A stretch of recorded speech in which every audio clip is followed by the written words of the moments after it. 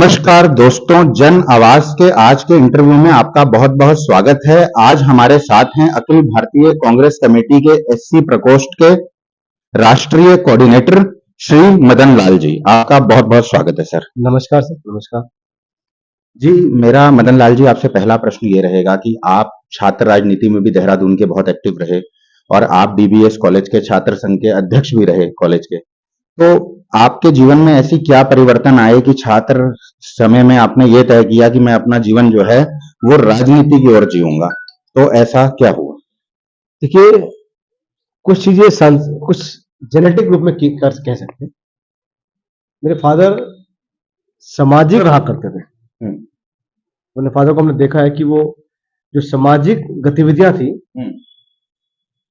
उसमें उनका उनका बढ़ चढ़ के हिस्सा लेना, लोगों में आपस में संबंध से बैठाना, वो प्रयास करते थे लोगों की मदद कर सकें। तो उनका देखा देख कहने का मुझे था कि यार कुछ जीवन में कभी हुआ तो प्रयास करेंगे कि लोगों में आपस में तालमेल बैठा के लोगों की मदद कर सकें।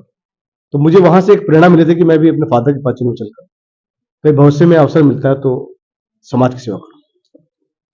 तो आपने जो अभी आप चुनाव देख रहे हैं कि नगर निगम के चुनाव का माहौल बना हुआ है और आप भी वीरेंद्र पोखरियाल जी के साथ पूरे चुनाव में कदम ताल करते हुए नजर आए। तो मैं जानना चाहता हूं कि आपको क्या हवा लग रही है, क्या स्थिति लग रही है कि इस वक्त कैसी हवा राजनीतिक चल रही है देहरादून के अंदर और प्रदेश भर में? कांग्रेस के लिए कैसा माहौल है? देखिए, मैं आपके चैनल के माध्यम से सबसे पहले धन्यवाद करता हूं अपने अखिल भारतीय कांग्रेस कमेटी का कि उन्होंने देहरादून महानगर के लिए एक ऐसे व्यक्ति का चुनाव किया जो सही मायने में एक सच्चा आंदोलनकारी है, जिस व्यक्ति ने इस राज्य निर्माण के लिए बड़ा संघर्ष किया है। और ये मेरा सौभाग्य रहा कि मुझे भी उस व्यक्ति के साथ में काम करने का अवसर उस जमाने में मिला। मैं भी छात्र जीवन में था। ये वाकया लगभग 1993 के आसपास का वाकया है। तब मैं डीवी महाविद्यालय से बीकॉम कर रहा था, ग्रेजुएशन का छात्र था। अचानक से एक छात्र मूवमेंट बना, एक छात्रों का आंदोलन स्टार्ट हुआ। वो आंदोलन था कि उसमें वीपी सिंह की सरकार थी सेंटर में। उस आंदोलन में था कि जो आरक्षण था, उस आरक्षण को लेकर कुछ भ्रांतियां फैलाई गई, उसके विरोध में छात्र आंदोलित हुए। अचानक से वो आंदोलन जो है राज्य आंदोलन की तरफ मूव कर गया। उस आंदोलन में भाई वीरेंद्र पोखरियाल जी ने, क्योंकि बेसिकली उत्तराखंड राज्य का जो मूवमेंट था, जो आवाज थी, ये बहुत लंबे समय से उठी थी। बहुत समय से लोग चाह रहे थे उत्तर प्रदेश एक बहुत बड़ा राज्य है, उससे हमारा उत्तर एक राज्य होना चाहिए। तो ये उससे पहले से उठी आ रही थी।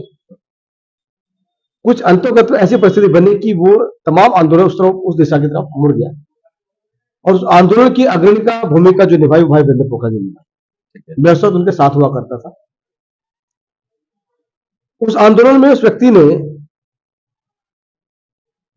न केवल छात्रों को आपस में तालमेल बैठाया, न केवल देहरादून शहर के अंदर, मैं समझता हूं कि पूरे उत्तराखंड राज्य में जितने महाविद्यालय थे, उस महाविद्यालय के छात्रों का हमने एक महासंघ बनाया। उनसे तालमेल करके इस दिशा में धार देने का काम भाई वीरेंद्र पोखरियाल जी ने दिया।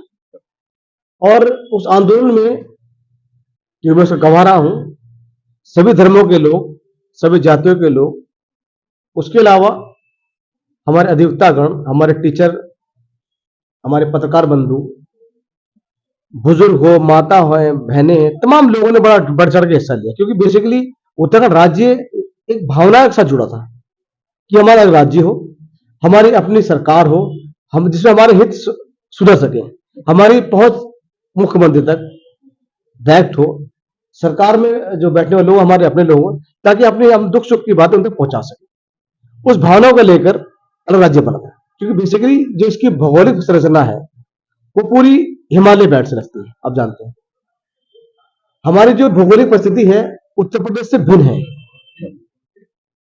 क्योंकि यहां पे ऐसे मान लीजिए कि अगर उत्तर प्रदेश के अंदर कोई सड़क, मान लीजिए 1 किलोमीटर सड़क 1000 में बनती है, एक सड़क 1,000 में बनती है उत्तर प्रदेश के अंदर, प्लेन इलाका है।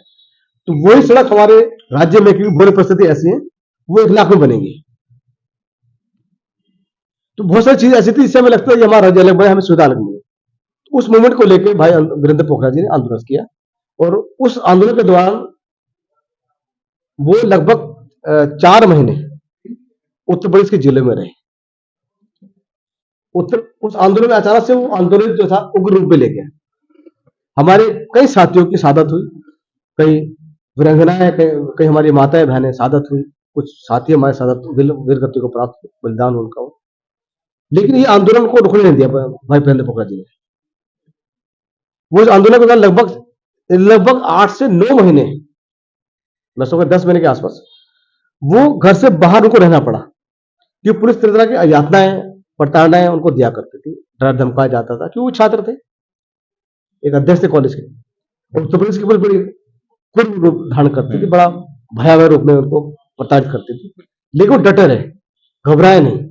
अंतों का तो क्या है कि हम लोगों को राज्य का तोहफा मिला, और वो सही मायने में राज्य के हितैषी हैं, वो संवारना चाहते हैं। और मेरा ये मानना है कि एक सच्चे व्यक्ति को अगर सही मायने में देहरादून की जनता ने जिस रूप में उस वक्त आशीर्वाद दिया था, माताओं ने, बहनों ने, बुजुर्गों ने, तमाम लोगों ने आशीर्वाद दिया था, वो सहयोग मिला, वो आशीर्वाद उनको पुनः मिला इस दौरान। जो मेयर पद पे जो प्रत्याशी है कांग्रेस पार्टी के, आशीर्वाद मिला, सहयोग मिला। तो मैं समझता हूं जिस व्यक्ति ने राज्य के निर्माण में बहुत बड़ी भूमिका निभाई थी, ये बात तय मान चलिए, मैं आपके माध्यम से बात बड़ी जिम्मेदारी से कह रहा हूं कि वो व्यक्ति इस शहर को संवारने में बड़ा अपना भूमिका अदा कर रहे हैं, मेरा ऐसा मानना है। तो आप भी राज्य आंदोलनकारी रहे, आप भी उस समय फाइट करते रहे इस प्रदेश के लिए, और अभी आपने देखा होगा कि जब नरेंद्र सिंह नेगी जी आए, उन्होंने अपना आशीर्वाद दिया वीरेंद्र पोखरियाल जी को, तो वीरेंद्र पोखरियाल जी ने भी कहीं कहीं ये बात कही कि जो हमने सपना देखा था उत्तराखंड का, कि जब हम इस आंदोलन को लड़के जिस उत्तराखंड को बनाएंगे, कहीं ना कहीं कुछ कमियां रह गई। तो आप भी राज्य आंदोलनकारी हैं और आप भी राजनीति में सक्रिय हैं, आपको क्या लगता है कि कौन सी ऐसी मेजर कमियां हैं जो आपको चुभती हैं, ये रह गई? देखिए, विशेष रूप से जो हमारे आज जो युवा साथी हैं, सबसे बड़ी विडंबना है कि जो हमारा रोजगार के अवसर थे, वो हमसे लगभग छीन लिए गए। और छीनने के पीछे मैं कोई बात कहने, कोई बड़ी जिम्मेदारी कह रहा हूं कि भारतीय जनता पार्टी के लोगों का हाथ है। पेपर लीक होना आप सबकी जानकारी में है।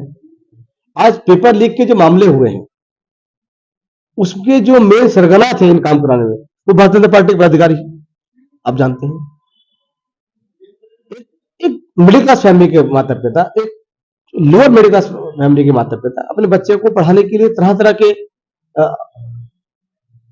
व्यवस्थाओं से उनकी कोचिंग की फीस भरते हैं, स्कूलों की फीस भरते हैं, लाखों लाख रुपए खर्च करते हैं। लेकिन जब पेपर देने बच्चा जा रहा होता है, पता मालूम चलता है कि वो पेपर लीक हो गया। तो जितनी भी उस माता पिता की जो जमा पूंजी रही होगी, बेचारा वो चले गया, खत्म हो गया। उस माता पिता पर बच्चे पे क्या बीतती होगी। तो जो रोजगार के अवसर थे हमारे लिए कम हो गए।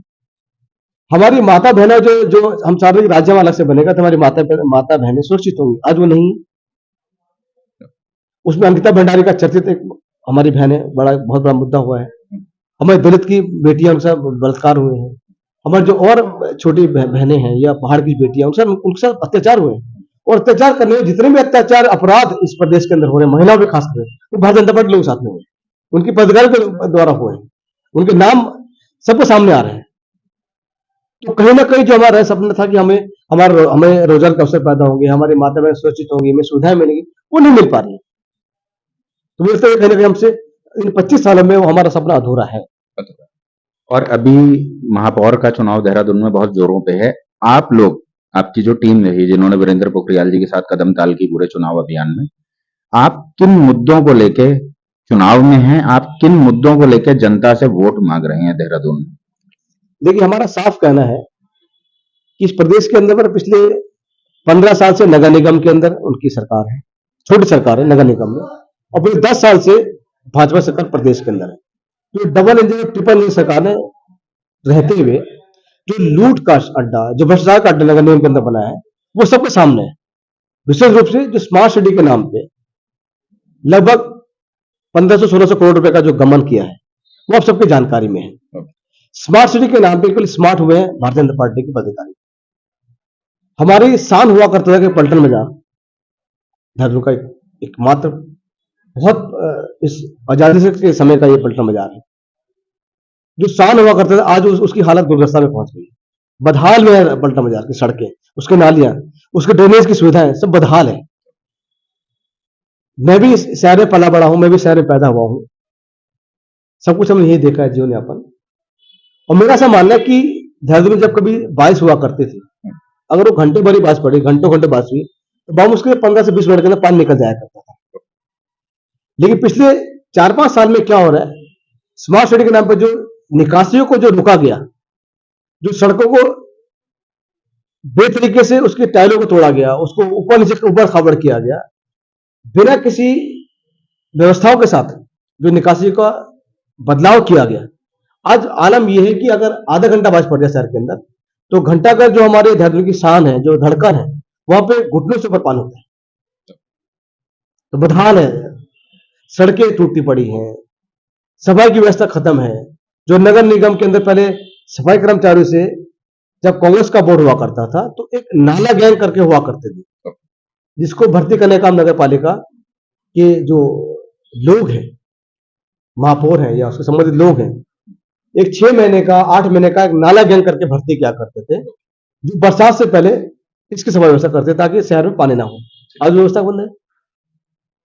नगर निगम की जो हजारों बीघा जमीन थी, आज उस जमीन को खुर्द-बुर्द करने का काम नगर निगम के लोगों के जो वर्तमान में काबिज लोग हैं, पूर्व में सॉरी काबिज लोग हैं, जो अभी भी काबिज थे, उन्होंने खुर्द-बुर्द करने का काम किया, भ्रष्टाचार किया है।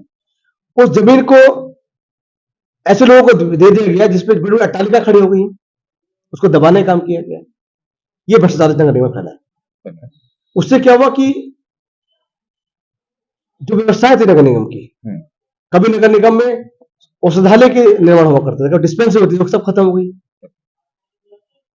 इन सब मुद्दों को लेकर हम जा रहे हैं मैदान में। और अगर आप लोग सत्ता में आ जाते हैं, पब्लिक जन आशीर्वाद देती है, तो आप देहरादून की जनता को फटाफट क्या राहत देंगे, जिससे नगर निगम में जो आप चूके बता रहे हैं वो पटरी पे आए, स्थितियां ठीक हों? आप फटाफट क्या कार्रवाई करेंगे?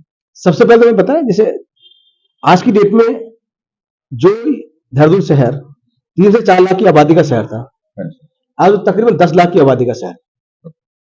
इस 10 लाख की आबादी में जो सुविधाएं थी, वो अगर हमारा पानी की सुविधा की बात करते हैं, तो 3-4 लाख की सब व्यवस्था थी पानी की। अचानक 10 लाख की आबादी से सुविधाएं गड़बड़ा गई, व्यवस्था ठीक की जाएगी।